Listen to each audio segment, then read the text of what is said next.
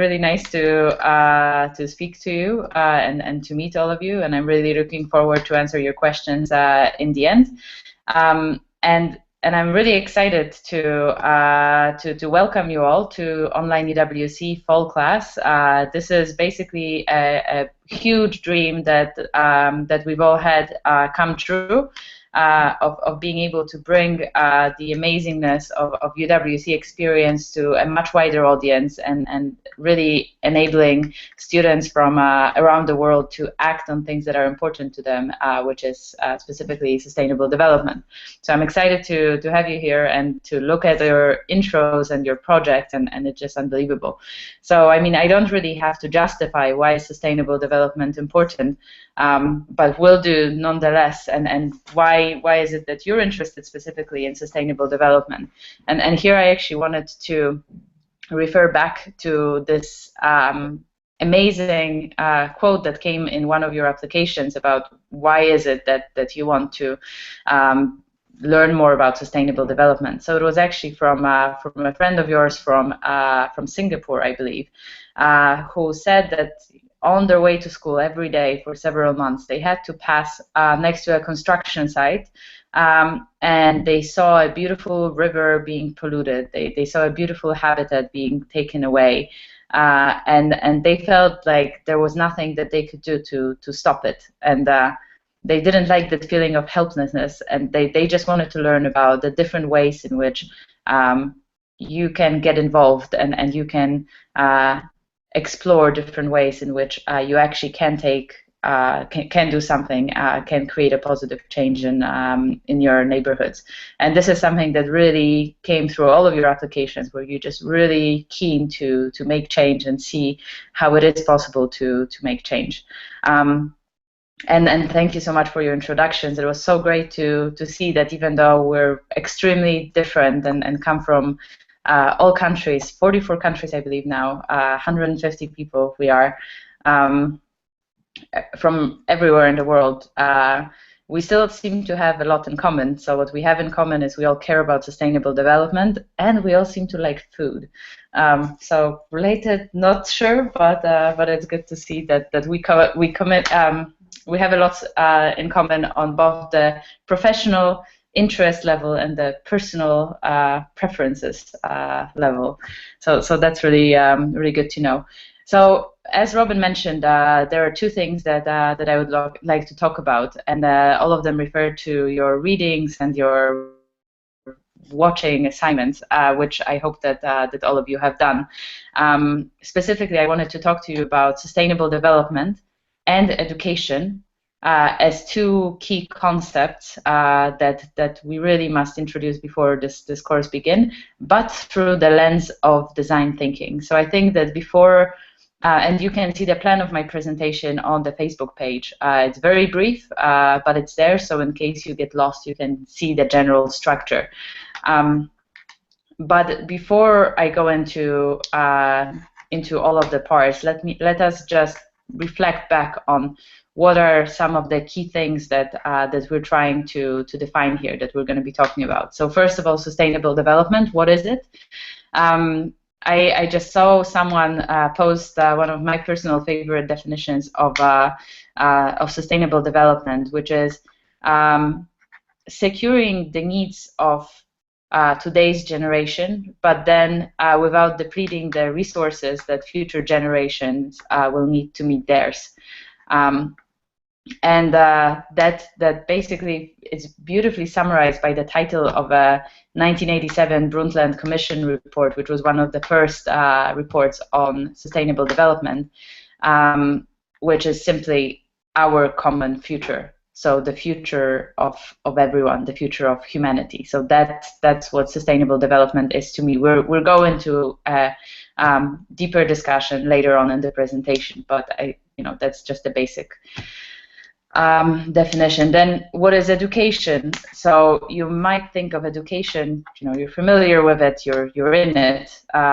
So education in the strictest sense refers to the system of education that you go to, the public or private system of education, the system of schools, the system of organized institutions that are able to certify you as a person that knows something.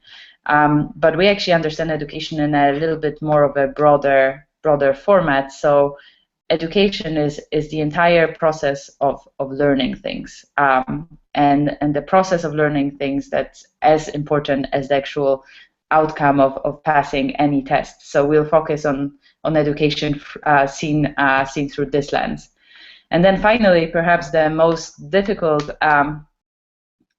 definition of all, which if you watched the lecture on design thinking, hopefully will be a little bit more familiar. What is design thinking? How is it different?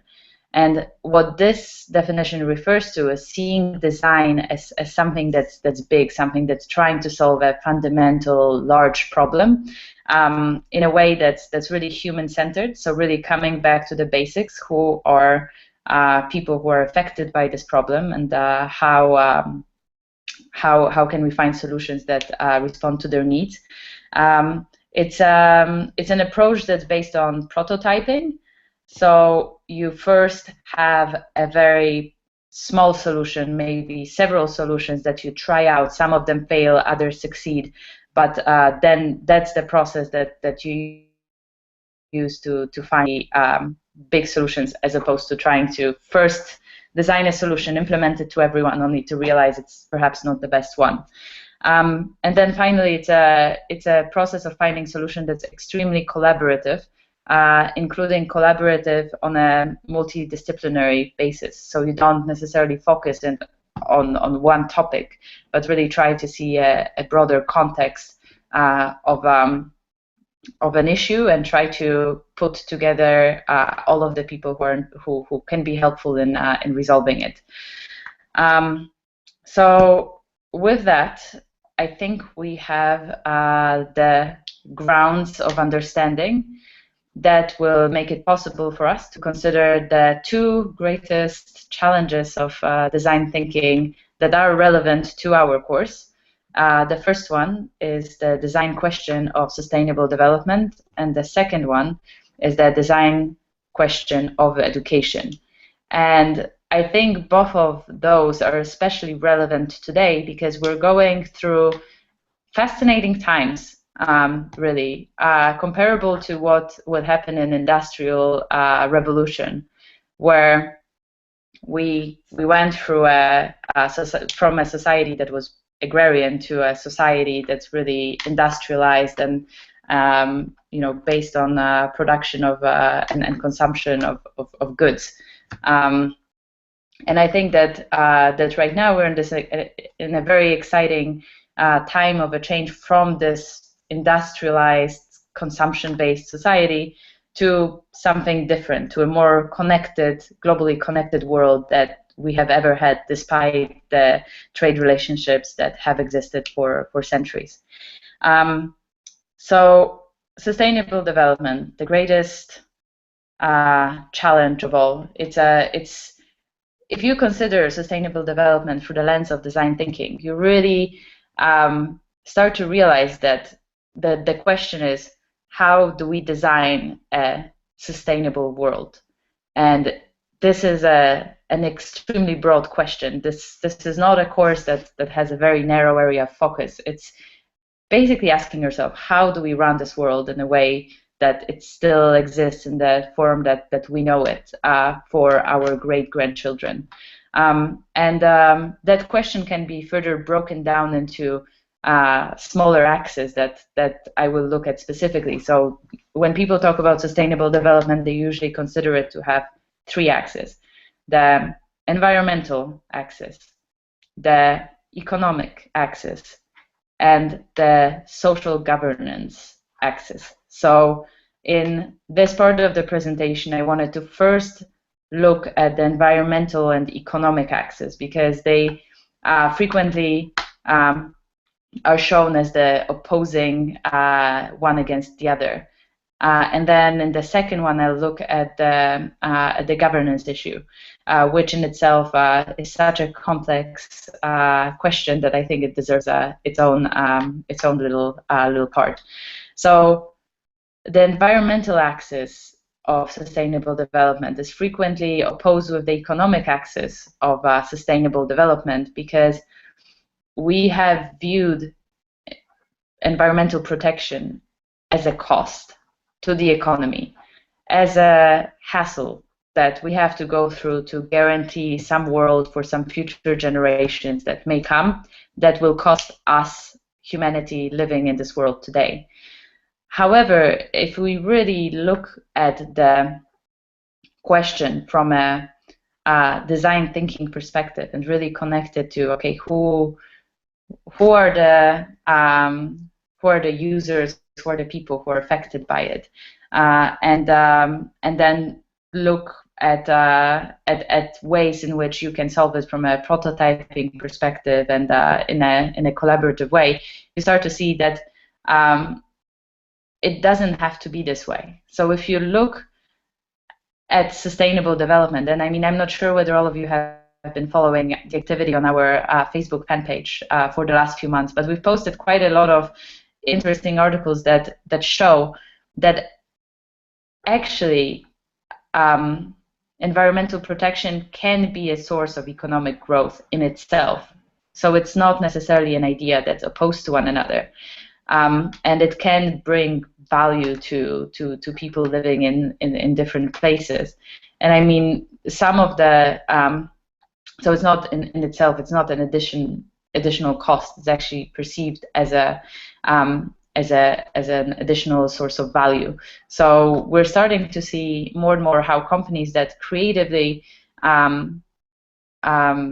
attempt to see the world from a sustainability perspective actually are able to compete better in the market. So one example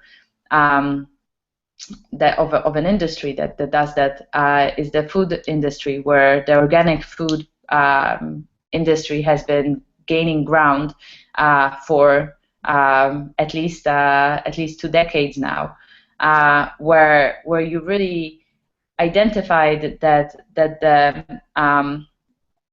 humans actually they don't just want food at the lowest possible price. That's of course that's important, and in some regions you don't have it. But then on top of it, there is also this need for this food to actually be raised in agreement with the environment, and that's a hopeful start. And actually, companies can try to find different areas where they can invest in, where they can get value from economic value while respecting the values of sustainable development. Then the second topic is the topic of governance. So in that traditional view, we look at governance as as something that governments do. So you elect a government, and you hope that they will make decisions that are best for you and best for your country. And we don't really have a very strong system of global governance, and global governance is what's needed to tackle challenges at a global scale, such as global warming. And I should say we don't have a strong formal level of governance. It's still countries representing their own interests and the interests of potential lobbies that may affect them.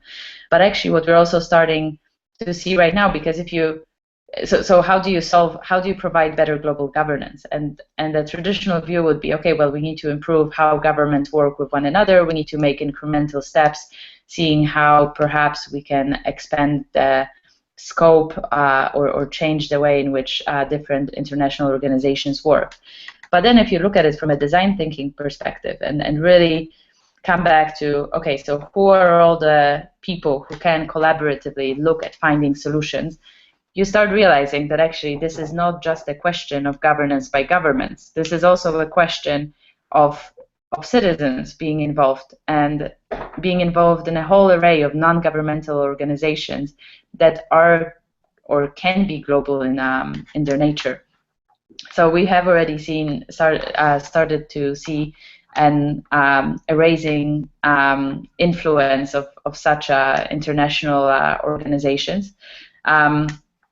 And actually, another lever, because when we think about our voting rights, we usually think about you go and you vote in an election, and that's your vote. That's how you can influence governance.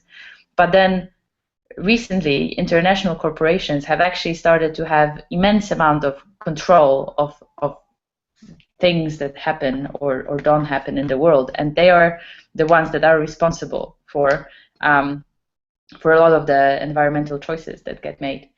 But then you also realize that this is where you have perhaps the strongest vote of all. And as a consumer, as someone who participates in the economy, you actually can decide what it is that you care about, what it is that's important. And companies actually do respond to, if they see that something is important for their consumers, they do adapt to meet these customer preferences and start providing services or transparency that's necessary. And I think that trying to push this dial and really empowering citizens to act and help with global governance of sustainable development issues through their corporate habits is a very, very important element of making sustainable development a reality. So now you may ask, okay, so this is all fantastic, it's not obvious, but perhaps you can create economic value while also helping environment and without letting go of any of the things that you love so much. And perhaps it is possible to have a world that has a far greater global governance that actually depends on directly on what the citizens want. But how do you make people realize that they actually do have this power? What really came through a lot of your applications is that, and I mean that I can actually relate to this, that we all feel a bit helpless because we're small and it's just one or two or three of us. And here I actually think that here, and this is I guess why we wanted to do Online UWC, is that education is one of the greatest answers to this, and this is why we created this course. But now let's talk about education specifically and give you a little bit more of an insight about why this course looks the way it does. And to tell you how we look at education and explain to you a bit the philosophy of education that we have as people who have been in school and people who are passionate about the topic. So the traditional view of education, I'm going to talk about two elements here. The first one is the vision of responsibility. And then the second one is the vision of a positive educational outcome. So starting with the first point, in the traditional view of education, responsibility for education is with the teacher. So the teacher is responsible for teaching you something. This is how you learn. Someone gives you knowledge. And this is how we structure our national education systems around curricula. So you have someone telling you, okay, this is a nice neat box of things that you need to learn. Here is book, here is a workbook, and this is what you need to do. And throughout your career as a student, you're made to believe that all issues have correct answers that score you either 100% or 90% or 80%, and that's all great. If you get 100%, that means that you've got it and everything is great, and that's the topic and you're its master. Now, the real world is a bit more complex than this. But before we even go into this, let us say that for us, because this philosophy of education leads to the fact that the teachers spend lots of time talking, which reminds me that I only have maybe about 5 minutes to finish this presentation, because in our class it's not supposed to be this way at all. So I'm supposed to just basically give you a brief introduction of the topic in question, and then the rest, what follows, is just live questions from that you have about what about the topic that I'm supposed to be talking about. And in the way in which we structured Online UWC, the responsibility for learning is with the learner, so it's with you. So we're not going to test you or anything. We don't believe that there are any specifically correct answers, more correct than others, that aren't tested on the ground as a prototype.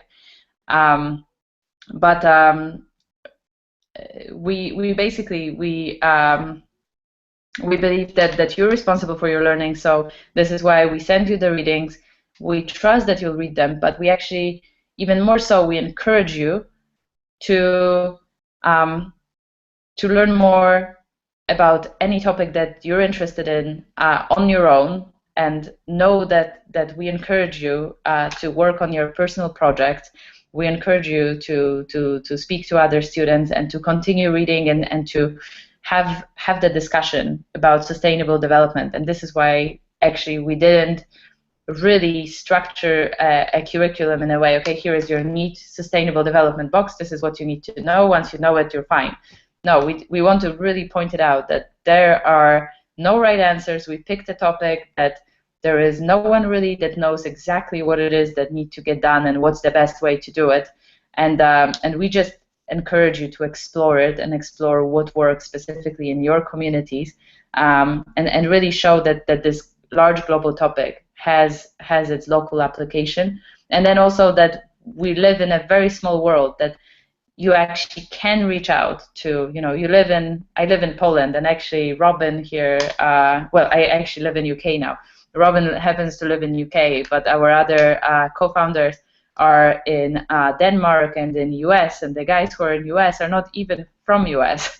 So I guess what I'm trying to say is that if, as us, we see that the responsibility of learning is with the learner, that gives you both more the power of what it is that you want to learn and how you want to have your lessons and group discussions and everything, but it also gives you far more responsibility about the outcome. And now here I wanted to talk more about the outcome. In the traditional view, the system of education that Sugata Mitra was talking about, the system that propagates the great bureaucratic machine, it was absolutely crucial that everyone knew the exact same things. Everyone was like a little copy of other people, and everyone had to have the correct answer on a test. And there was a belief that there is always between A, B, C, and D, there's always a correct answer, and all was good. And the outcome of learning that is affected by such a view of education, you're basically supposed to acquire a fairly specific set of skills and good grades, and you're being pushed to believe that there is a correct answer, and you're being almost trained in solving the challenges of every class, as opposed to having a passion and the willingness to study in depth of the topics that you pursue. Now, our vision of education is much different. So instead of focusing on the theory of everything, we actually say, okay, you're responsible as the learner. We can point you in the right direction, but that's not going to make you a master. You really have to continue learning on your own. But actually, it's one thing to passively learn about something, and it's completely other to be able to apply it to a new situation. So we're going to try to engage you in real discussions where you're the ones talking, and you're the ones asking questions, and you're the ones producing great things for the class in any format that you find most interested in. And you're the ones like really challenging yourself to learn new things, to put yourself at risk, to make errors, because it's okay. We're not really competing. We're not really trying to find the exact right answer that fits like the answer key. What we're doing here is we're exploring. This is what scientists do. They don't know the answers, and this is why they're actually really excited in their work. So hopefully we can propagate that view with you, and that you like it.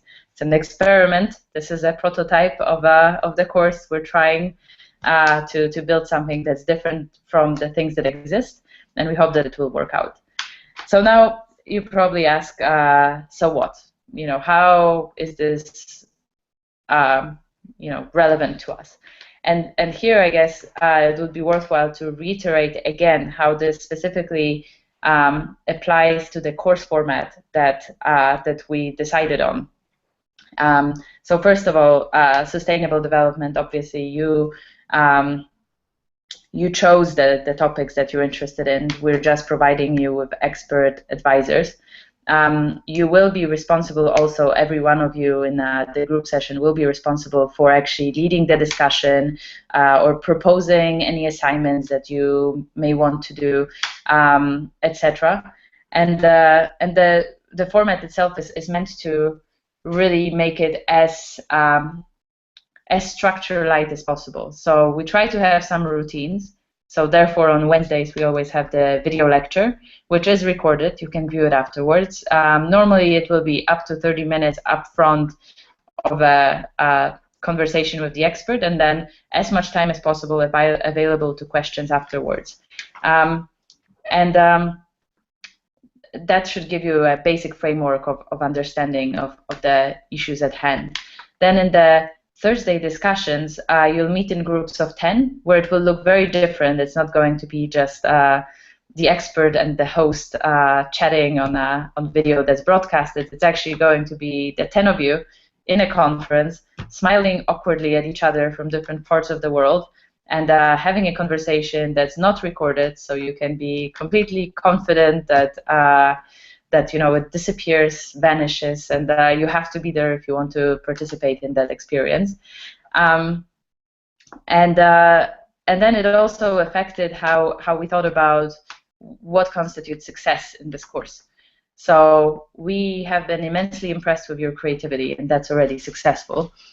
We can sense that you're excited about the materials that you're about to learn, so we're also really happy about that. That's already a success. But for you to actually pass the course, you will have to actively continue the active engagement. And I mean, if we take hold of anything in this course, it's literally, is this person attending the group sessions? Is this person sending in assignments? And I mean, we understand life happens. You may have to babysit a cousin. You may have your dance class appointment. But first of all, we try to make it as flexible as possible for you to attend different group meetings. And second of all, this should not happen for the 5 weeks that you're here. So we expect that out of 5, you will have made at least 3 group sessions.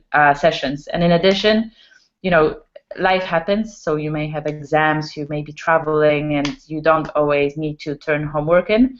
But if you don't want to turn at least half of your homework assignments, and if you don't want to do the big project, then I think that you would agree with us that means that it's not a passing grade. You haven't met the basic expectation of the course. So I think that this covers the real basics. But now let me say one more exciting thing, because when I talked about how the course works, there's one part of the course we have not yet introduced, which is we're going to have a website. So all of the projects that you're actually putting up on Facebook right now, we will move them to a website that specifically was built by an amazing team of UWCers as UWC Next. We're going to move you to this platform where you will be able to actually put in your project and then have others comment on them directly and have a sense of consistency of your work, and also solicit people to actually help you with the projects that you're working on, and also be able to clearly see which ones of them fit within the same category.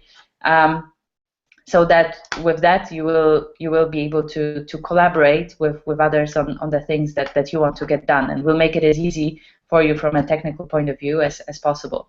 And then of course when you share stuff on the Facebook page, it's private, as in it's public to the view, to all the people in the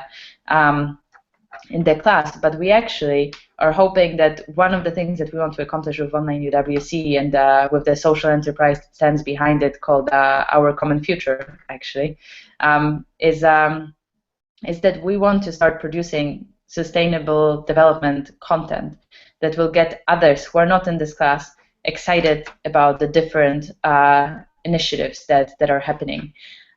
So with that, any projects that you're doing, if any of them are really good, we will want to feature it on our blog. And if you make any videos or any